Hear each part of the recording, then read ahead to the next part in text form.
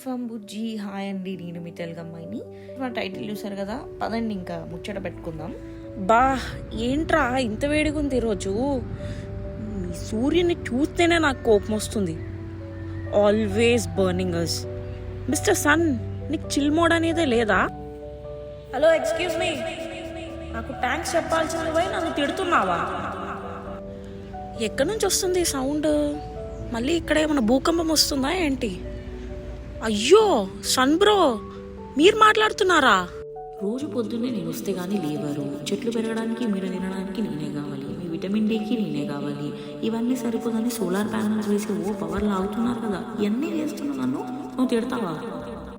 అయ్యో అబ్బే లేలే, అదేదో నోట్ జార్ వచ్చేసింది.